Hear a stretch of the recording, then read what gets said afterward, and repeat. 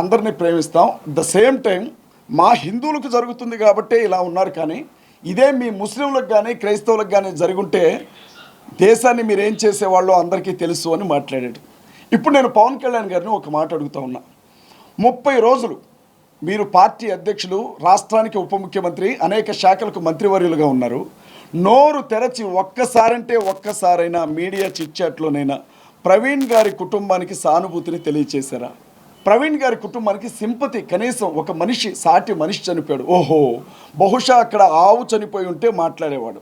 మాట్లాడడమే కాదు, నడి రోడ్ల మీద ధర్నాలు కూడా చేసేవాడు. కానీ అక్కడ చచ్చిపోయింది ఒక పాస్టర్, అది కూడా ఆఫ్టర్ ఆల్ ఒక దళితుడు కాబట్టి మాట్లాడలేదు. మీరు ఆఫ్టర్ ఆల్ అంటున్న ఆ పాస్టర్ కొన్ని లక్షల మంది, కొన్ని కోట్ల మంది క్రైస్తవుల గుండె చప్పుడుగా ఉన్నాడు అన్న విషయాన్ని ఈరోజు నేను పవన్ కళ్యాణ్ గారికి చెప్తా ఉన్నా. పవన్ కళ్యాణ్ గారు స్పష్టంగా జ్ఞాపకం ఉంచుకోవాలి.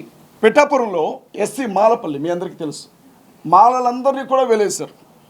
వాళ్ళకి సరుకులు అమ్మలేదు, తినడానికి తిండి దొరకనివ్వలేదు, అన్నీ చేస్తే నియోజకవర్గంలో ఎమ్మెల్యే అయ్యుండి కనీసం ఆ విషయం గురించి మాట్లాడలా. ఇవాళ ఆయన దేశం గురించి, ధర్మం గురించి మాట్లాడుతూ ఉన్నాడు. నేనేమంటున్నానంటే, మరి నీ కోసం క్రైస్తవులు ఎంతోమంది ఓట్లేశారు, జనసేన జెండాలు పట్టుకొని క్రైస్తవులు కుర్రాళ్ళు తిరిగారు, నీ అభిమానులు ఉన్నారు, వారికి నువ్వేం సమాధానం చెప్పబోతున్నావు, లేకపోతే మేము నీకు ఎలాంటి సమాధానం ఇస్తారని నువ్వు చూడాలనుకుంటున్నావు అని నేను అడుగుతూ ఉన్నా పవన్ కళ్యాణ్ గారిని. ఇక రెండో విషయం, పవన్ కళ్యాణ్ గారు మాట్లాడలేదంటే వదిలేయండి. జగన్మోహన్ రెడ్డి గారు అండి, క్రైస్తవులందరూ బాగా ఇష్టపడతారండి జగన్మోహన్ రెడ్డి గారిని. జగన్మోహన్ రెడ్డి గారు వ్యక్తిగతంగా ఆయనకు వచ్చిన ఇమేజ్ కాదు అది. రాజశేఖర్ రెడ్డి గారి ఏకైక కొడుకు కావడం, రాజశేఖర్ రెడ్డి గారు దుర్మరణం చెందటం, ఆ విధంగా ఆయన ప్రజల్లో సానుభూతిని తీసుకున్నాడు, వారసత్వాన్ని, లెగసీని తీసుకున్నాడు. ఆయన అనేక సార్లు చెప్పాడు, మీరు వినే ఉంటారు, నేను ఒక క్రైస్తవుణ్ణి, నేను బైబిల్ని నమ్ముతాను, నేను 4 గోడల మధ్య ప్రార్థన చేసుకుంటాను, మా అమ్మ ఒక క్రైస్తవురాలు అని అనేక సందర్భాల్లో చెప్పారు. నేను ఆయన ఏమడుగుతున్నానంటే, మీరు ఒక మాజీ ముఖ్యమంత్రి, మీరు ఒక పార్టీ అధ్యక్షులు, 5 సంవత్సరాలు ముఖ్యమంత్రిగా పనిచేసినటువంటి వ్యక్తి మీరు ఏ క్రిస్టియన్ కమ్యూనిటీని, ఏ క్రిస్టియన్ రిలీజియన్ని ఓన్ చేసుకొని అనేక సందర్భాల్లో సుమారు అండి, మీరు నమ్మండి, 1,60,00,000 అనధికారిక ఓటింగ్ ఉంది ఆంధ్రాలో క్రిస్టియన్స్ది. 1,60,00,000 అనధికారిక ఓటింగ్. సర్టిఫికెట్స్లో చాలామంది హిందువులుగానే ఉన్నారు, కానీ వాస్తవంగా వాళ్ళు క్రిస్టియన్స్గా ఉంటారు. చాలామంది అనుకుంటారు మాలమాదిగలు మాత్రమే క్రిస్టియన్స్ అనుకుంటారు, అది తప్పండి. బీసీల్లో క్రిస్టియన్స్ ఉన్నారు, ఎస్టీలో క్రిస్టియన్స్ ఉన్నారు, కమ్మల్లో క్రిస్టియన్స్ ఉన్నారు, రెడ్లలో క్రిస్టియన్స్ ఉన్నారు, వెలమల్లో క్రిస్టియన్స్ ఉన్నారు, రిలీజియన్ పరంగా అనేక కులాల్లో క్రిస్టియన్స్ ఉన్నారు. వీళ్ళందరూ కూడా జగన్మోహన్ రెడ్డి గారిని ఎవరేమనుకున్నా మావాడు అనుకొని పల్లకిలో తీసుకొని వెళ్ళి ముఖ్యమంత్రి పదవిలో కూర్చోబెడితే, మణిపూర్లో అంత పెద్ద విధ్వంసం జరిగినప్పుడు భారతీయ జనతా పార్టీకే మద్దతు పలికాడు తప్ప వ్యతిరేకంగా ఓటు వేయాల. అప్పుడే అందరి మనసు విరిగిపోయింది దాని మీద. కానీ తన సొంత రాష్ట్రంలో ఒక గొప్ప దైవజనుడు అనుమానాస్పద స్థితిలో చనిపోయి ఉంటే నోరు తెరచి, ఇది హత్యనా, ఇది యాక్సిడెంట్నా, నా తోటి క్రైస్తవులు, నన్ను గెలిపించిన వారు, నాకు అండగా నిలబడిన వారంతా ఏడుస్తున్నారు, ఏడవడమే తప్ప ఏమీ చేయడం చేతగాని వాళ్ళు, నేను మాట్లాడాలని ఒక్క మాట కూడా జగన్మోహన్ రెడ్డి మాట్లాడలేదండి. నేను అడిగాను జగన్మోహన్ రెడ్డి గారిని, కనీసం ఇది 2 రాష్ట్రాల సమస్య అయిపోయింది. ఆ మనిషి ఏమో తెలంగాణలో బ్రతికే మనిషి, చనిపోయిందేమో ఆంధ్రాలో చనిపోయాడు. తెలంగాణ ప్రాంతంలోనికి ఆయన శవాన్ని తీసుకొని వచ్చినప్పుడు, నువ్వు పార్టీ అధ్యక్షుడిగా రాకపోయినావు, మాజీ ముఖ్యమంత్రిగా రాకపోయినావు, కనీసం ఒక క్రైస్తవుడిగా ఆ ఇంటికి సానుభూతి తెలపడానికైనా రాలేకపోయావు, నీ కాళ్ళేమైపోయాయని నేను అడుగుతూ ఉన్నాయి వాళ్ళ జగన్మోహన్ రెడ్డి. నేను వాళ్ళు చెప్తా ఉన్నా, మాజీ ముఖ్యమంత్రి జగన్మోహన్ రెడ్డి గారు, వైఎస్ఆర్ కాంగ్రెస్ పార్టీ అధ్యక్షులు జగన్మోహన్ రెడ్డి గారు, క్రైస్తవుల దెబ్బ ఎలా ఉంటుందో చూపిస్తాం, కాసుకోండి, సవాల్ చేసి చెప్తా ఉన్నా జగన్మోహన్ రెడ్డికి. ఇన్ని రోజులు భుజాల మీద నేను మోసినాం కదా, ఈ భుజాల మీద నుంచి నిన్ను నేల మీద ఎట్లా పడగొడతామో కూడా జగన్మోహన్ రెడ్డి చూసుకోవాలా. జగన్మోహన్ రెడ్డికి ఒక్క ఓటు కూడా పడనివ్వండి మేము చెప్తా ఉన్నాం. ఆంధ్ర రాష్ట్రంలో చాలామంది అనుకుంటున్నారు జగన్ డబ్బులు ఇచ్చి మీటింగులు పెట్టిస్తున్నాడు అని అనుకుంటున్నాడు. జగన్మోహన్ రెడ్డి గారికి 2 లక్షల కోట్లు, 3 లక్షల కోట్లు ఆస్తున్న మా ఆత్మగౌరవం ముందది మాకు వెంటికతో సమానం. చేతులు చాపి వాళ్ళ దగ్గర వీళ్ళ దగ్గర డబ్బు తీసుకొని ఒక మనిషి చావుని ఉపయోగించుకోవాలనుకునే దుస్థితికి మేము ఇంకా దిగజారలేదు. జగన్మోహన్ రెడ్డి, చంద్రబాబు నాయుడు గారినైనా మర్చిపోతామేమో, పవన్ కళ్యాణ్ అయినా మర్చిపోతామేమో, పురంధేశ్వరి గారినైనా మర్చిపోతామేమో, జగన్మోహన్ రెడ్డి గారిని మాత్రం మేము మర్చిపోండి. ఆయనకి ఖచ్చితంగా రివర్స్ గిఫ్ట్ ఇస్తాం, రిటర్న్ గిఫ్ట్ ఇస్తాం. మేము ఈ విషయం చాలా స్పష్టంగా చెప్పాలనుకునే ఈరోజు మేము ప్రెస్ మీట్ ఏర్పాటు చేసాం. ఇంకొక విషయం చెప్తా ఉన్నాను నేను, తెలంగాణలో ఇక చంద్రబాబు గారి గురించి చెప్పేదే ఉందండి. మీ అందరికీ తెలుసు, ఆయన క్రైస్తవులకు ప్రత్యేకంగా ప్రేమించేవాడు కాదు, క్రైస్తవుల్ని పెద్దగా ద్వేషించేవాడు కాదు అని అంటూ ఉంటారు. కానీ వాస్తవం ఏంటంటే దళితులుగా పుట్టాలని ఎవరు కోరుకుంటారు అని చెప్పిన ఏమంటారు వాటిని, వజ్రాల, ఆ వజ్రాల లాంటి పదాలు ఆయన చెప్పినవే. ఇంకొక మాట కూడా అన్నాడు ఆయన, చంద్రబాబు నాయుడు గారు, హిందువులు బై బర్త్ హిందువులుగానే ఉన్నారు, ముస్లింలు బై బర్త్ ముస్లిమ్స్గానే ఉంటారు, క్రైస్తవులు మాత్రం డే బై డే వీళ్ళు పెరుగుతూ పోతున్నారు, దేవాలయాల దగ్గరకు వచ్చి కూడా వీళ్ళు మత మార్పిడి చేస్తారు అని చెప్పి మాట్లాడినటువంటి ఆ గొప్ప శాంతిదూత పదాలను మేము ఎప్పుడూ జ్ఞాపకం ఉంచుకుంటాం. చంద్రబాబు నాయుడు గారు నిన్న కాక మొన్న వీరయ్య చౌదరి గారు ఎవరో చంపేశారు. చక్కగా చంద్రబాబు నాయుడు గారు వెళ్ళిపోయి ఆ ర్యాలీలో ముందు నడిచి అటొక ఫోటో ఇటొక ఫోటో పట్టుకొని నడిచిన ఆయన ఎప్పటి వరకు కనీసం ప్రవీణ్ పగడాల గారు చనిపోతే ఆ ఇంటికి మగదిక్కు లేదు, వెళ్ళి ఆ తల్లిని ఒక అన్న స్థానంలోనో తండ్రి స్థానంలోనో నిలబడి 4 ధైర్యం చెప్పే మాటలు చెప్పొద్దామని అనుకోలే. చంద్రబాబు నాయుడు గారు ఇక మీరు గుర్తుపెట్టుకోండి, పవన్ కళ్యాణ్ గారు కావచ్చు, బీజేపీ కావచ్చు, జాకీలు పెట్టి లేపినా మిమ్మల్ని ముఖ్యమంత్రి కానేమో ఆంధ్రాలో. నేను చాలా స్పష్టంగా చెప్తా ఉన్నా, క్రైస్తవులందరి తరపున చెప్తా ఉన్నా, నేను ఒంటరిగా చెప్పట్లా, క్రైస్తవులందరి గుండెల్లో ఉండే బాధను చెప్తా ఉన్నా. ఎన్ని జాకీలు పెట్టినా ఎన్ని నినాదాలు చేసినా చంద్రబాబు నాయుడు గారు ఆంధ్ర రాష్ట్రంలో ముఖ్యమంత్రిగా ఉండడం ఇదే చివరిసారి. మీడియా మిత్రులకి మేము చెప్తా ఉన్నాం. రేవంత్ రెడ్డి గారండి ఈ మాట చెప్పిన తర్వాత నేను నెక్స్ట్ నా అరెస్ట్ దగ్గరికి కూడా వస్తాను. రేవంత్ రెడ్డి గారు, మన చిలకూరు బాలాజీ టెంపుల్ చాలా ఫేమస్ కదండి, వేసాల దేవుడు అని అంటారు ఆయన. ఆ టెంపుల్ పూజారి గారిని వీర రాఘవరెడ్డో ఆయన పేరేదో ఉంది, ఆయన పట్టుకొని కొడితే ప్రతిపక్షాలు కదిలాయి, అధికార పక్షాలు కదిలాయి, కేసులు నమోదు చేశారు, అరెస్ట్ చేశారు. రేవంత్ రెడ్డి గారు ఫోన్లో మాట్లాడారు, మీరు భయపడకండి రంగరాజన్ గారు, నేను మీకు తోడుగా ఉన్నాను అని చెప్పారు. నేను కాంగ్రెస్ పార్టీలో ప్రచార కమిటీ స్టేట్ కోఆర్డినేటర్గా ఉన్నానండి, ఇప్పుడు కూడా ప్రజెంట్ కూడా. ఇంకా నేను రాజీనామా చేయలేదు, ఈ వేదిక మీద నేను దాన్ని ప్రకటించబోతున్నాను.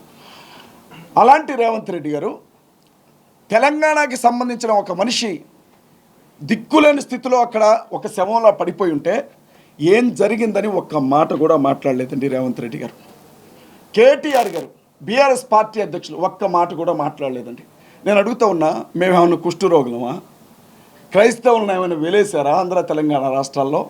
మేమేమన్నా అంటరాని వారం అయిపోయామా? మమ్మల్ని మీరు ముట్టుకుంటే, మా గురించి మాట్లాడితే కూడా మీకు మైలు తగులుతుందా అని నేను అడుగుతూ ఉన్నా ఇవాళ. అంటే మేము ఓట్లు వేయడానికి తప్ప క్రైస్తవులు దేనికి పనికిరారు సార్, మేము పిచ్చోళ్ళం సార్. మా పాస్టర్లు ఏం చెప్తారో తెలుసా, సంఘాల్లో ఏమంటారో తెలుసా, మనకు రాజకీయం ఎందుకు అని అంటారు. మా పాస్టర్స్ ఏమంటారంటే, మన బైబిల్ మనకి చెప్పింది రాజకీయం చేయమని కాదు, ప్రార్థన చేయమని అని అంటారు. అలాంటి పాస్టర్లని ఆంధ్ర తెలంగాణలో పట్టుకొని కొట్టిన అనేక సందర్భాలు ఉన్నాయి, చర్చిల్ని పడగొట్టిన అనేక సందర్భాలు ఉన్నాయి, బైబిల్ గ్రంథాలను తగలబెట్టిన అనేక సందర్భాలు ఉన్నాయి, అనేక యూట్యూబ్ ఛానల్స్లో నోటుకొచ్చినట్లుగా మాట్లాడిన సందర్భాలు ఉన్నాయి. ఏ రోజు కూడా ఏ పాస్టర్ రోడ్డు మీద ధర్నా చేయాల. అలాంటి పాస్టర్స్ చివరికి ఓటు వేసే సమయానికి కొంతమంది కాంగ్రెస్కి, కొంతమంది బీఆర్ఎస్కి, కొంతమంది టీడీపీకి ఓట్లు వేసుకుంటూ వచ్చాం. మేము మా పార్టీలు అనుకున్నాం, కానీ పార్టీలన్నీ కూడా క్రైస్తవుల విషయానికి వచ్చేసరికి మీరు దేనికి పనికిరాని చెత్త నా కొడుకులు రా, మీకోసం మాట్లాడడానికి ఇక్కడ ఎవరూ లేరు, మీరు అనాథ నా కొడుకులు రా అని మా క్రైస్తవుల్ని అవమానించాయి ఆంధ్ర తెలంగాణ పార్టీలు. కాబట్టి మేమేమనుకుంటున్నామంటే, ఇన్ని రోజులు హనుమంతుడికి తన బలం తెలియదంట, హనుమంతుడిని ఎవరైనా పొగిడితేనే తన బలం ఏంటో తనకు తెలుస్తుందట. క్రైస్తవులకు కూడా వాళ్ళ బలం ఏంటో వాళ్ళకి తెలియదు. అంబేద్కర్ గారు చెప్పారు, బాబాసాహెబ్ అంబేద్కర్, అధికారం కోసం పోరాడిని ఏ జాతి కూడా మనుగడ సాగించలేదు అని. ఇవాళ మేము ఒకటే చెప్తా ఉన్నాం, ప్రతి అసెంబ్లీ నియోజకవర్గంలో నుంచి క్రైస్తవుల ఓట్లు ఎన్ని ఉన్నాయో బయటికి లెక్క తీస్తాం. ఆంధ్రాలో, తెలంగాణలో క్రైస్తవుల ఓటింగ్ పర్సంటేజ్ ఎంత ఉందో లెక్క తీస్తాం. మా ఓట్లు మీకు వద్దు కదా, 2%తో ఓడిపోయిన జగన్మోహన్ రెడ్డి గారు జ్ఞాపకం చేసుకోవాలి.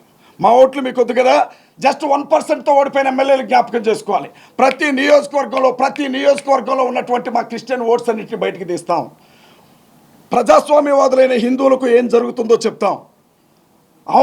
ఇప్పటికీ కూడా నోట్లో మూత్రాలు పోయబడుతూ అవమానించబడుతున్న దళితులకు ఏం జరుగుతుందో చెప్తాం.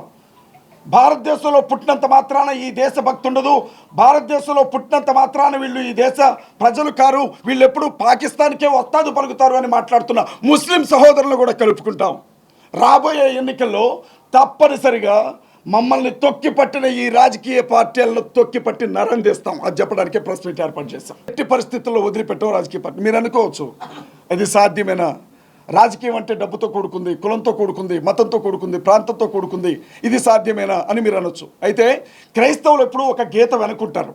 ఆ గీత దేవుని మాట. ఆ గీత దాటి ముందుకు రారు. ప్రవీణ్ పగడాల గారి మరణం తర్వాత రాజకీయ పార్టీలు వేసిన ఎత్తులన్నీ చూసిన తర్వాత ఆ గీత తెగింది క్రైస్తవ సమాజానికి. ఇప్పుడు ఏమంటున్నారు తెలుసా? పాస్టర్స్ అంటున్నారు మేము పోటీ చేస్తాం రాబోయే సర్పంచ్ ఎన్నికల్లో. పాస్టర్స్ చెప్తున్నారు మేము పోటీ చేస్తాం రాబోయే ఎమ్మెల్యే ఎన్నికల్లో. మా ఓటు, ఒక్క ఓటు ఈ రాజకీయ పార్టీలకు పడ్డా మేము వ్యభిచారం చేసినట్లే. ఒక్క ఓటు కూడా ఆంధ్ర తెలంగాణలో వాళ్ళకి పడలేము, ఎట్టి పరిస్థితుల్లో వాళ్ళకి మా సపోర్ట్ దొరకదు అని చెప్తున్నారు. యునైట్ చేస్తాం ఖచ్చితంగా. నన్ను అరెస్ట్ చేసిన విషయం మీ అందరికీ తెలుసు. మీకు చాలా అనుమానాలు ఉంటాయి. మీరు నన్ను చాలా ప్రశ్నలు అడుగుదామని ఫిక్స్ అయిపోయి ఉంటారు. ఆల్రెడీ మేనిఫెస్టో తయారై ఉంటుంది మీ దగ్గర. నాకు తెలుసు ఆ విషయం. నన్ను ఎందుకు అరెస్ట్ చేశారో చెప్తాను. ఫస్ట్ అరెస్ట్ చేయొచ్చో లేదో తర్వాత సంగతి. ఒక యూట్యూబ్ ఛానల్లో డిస్కషన్ జరుగుతుంది. రాధా మనోహర్ దాస్ అనే ఒక వ్యక్తి బైబిల్ గ్రంథాన్ని బొకడా బైబిల్ అన్నాడు. నేను ఈ పదాలు ఉపయోగించకూడదు, నన్ను క్షమించండి. అదే బైబిల్ గ్రంథాన్ని అమ్మ ఆడబిడ్డలు ఉన్నారు నన్ను మన్నించండి, మీ బ్రదర్ అనుకోండి, లంజల పుస్తకం అన్నాడు బైబిల్ గ్రంథాన్ని.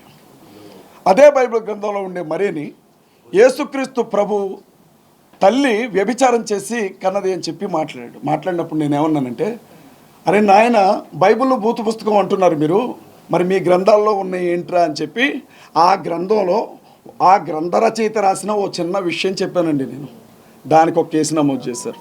నేను కల్పించింది కాదు, ఎటకారం చేయలేదు, నేను ఉన్నదే చెప్పాను. ఒక కేసు. రెండో విషయం ఏంటో తెలుసా? బైబిల్ గ్రంథాన్ని బోధించే ఒక మత బోధకుడిని నేను. బైబిల్ గ్రంథంలో యేసుక్రీస్తు ప్రభువు అనేవాడు ఆత్మ తప్ప ఆయనకి విగ్రహం ఉండదు అని బైబిల్ చెప్తుంది. 66 పుస్తకాల్లో ఎక్కడా విగ్రహారాధనకి బైబిల్ ఒప్పుకోదు. ఒక మిత్రుడు ఇంకొక యూట్యూబ్ ఛానల్లో యేసుక్రీస్తు ప్రభు గురించి అడిగినప్పుడు నేను చెప్పాను, ఆయన ఆత్మ తప్ప విగ్రహం కాదు, ఒకవేళ అది విగ్రహం అని మీరు భావిస్తే నాకు ఇస్తే పగలగొడతాను అన్నాను. ఆ మాట అనకుండా ఉండాల్సిందే, కానీ బైబిల్ చెబుతున్న దాన్నే నేను చెప్పాను. దీని మీద ఒక కేసు నమోదు చేశారు.